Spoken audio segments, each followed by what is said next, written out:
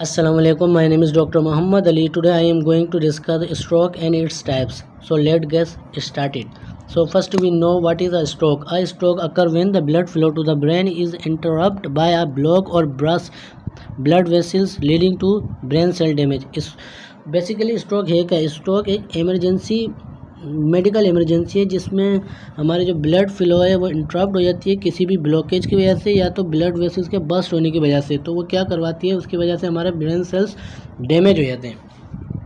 अब हम इसकी टाइप्स की बात करें तो टाइप्स में हमारे पास मेनली 3 टाइप्स आती हैं: ischaemic stroke, haemorrhagic stroke and transient ischaemic attack.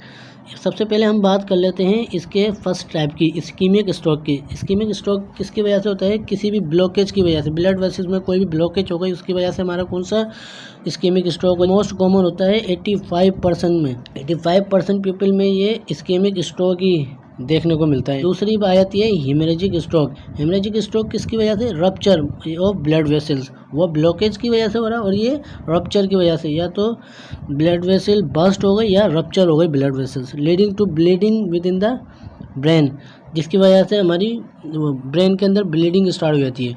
सो तीसरी इसकी टाइप आ जाती है ट्रांजिएंट इस्कीमिक अटैक।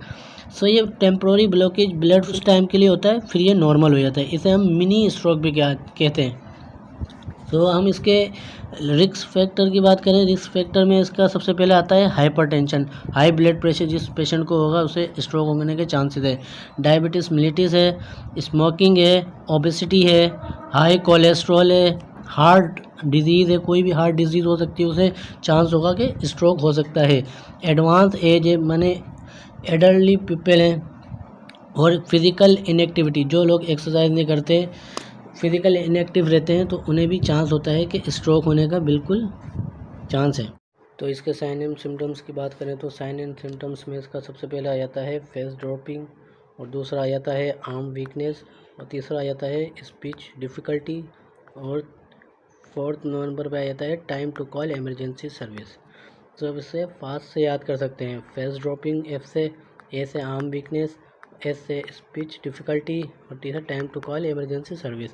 तो इसके कोऑर्डिनेशन बैलेंस भी लॉस होगा, उसको सीवियर हेडेक होगा पेशेंट को, और विजन में भी प्रॉब्लम होगी। उसके साइन एंड सिम्टम्स में ही आ जाता है। डायग्नोसिस की बात करें तो इसकी डायग्नोसिस में सबसे पहले हम क्लिनिकल एग्जामिनेशन करेंगे। क्लिनिकल एग्जामिनेशन में हमें मसल्स की पावर पता लग जाएगी, उसकी सेंसेशन पता लग जाएगी, और फिर सिटी स्कैन करवाएंगे। सिटी स्कैन में हमें ये पता लग जाएगा कि कौन से टाइप का स्ट्रोक है, ये इस्कीमिक स्ट्रोक है या हेमरेजिक स्ट्रोक है। अगर आपने और डीपली उसे देखना है तो आप MRI करवाएंगे, उसके ब्लड टेस्ट करवाएंगे और ECG करवाएंगे। ECG में हम हार्ट बीट्स को देखते हैं कि हार्ट बीट्स इसकी नॉर्मल है, और न्यूरोलॉजिकल असेसमेंट करते हैं उस पेशेंट की।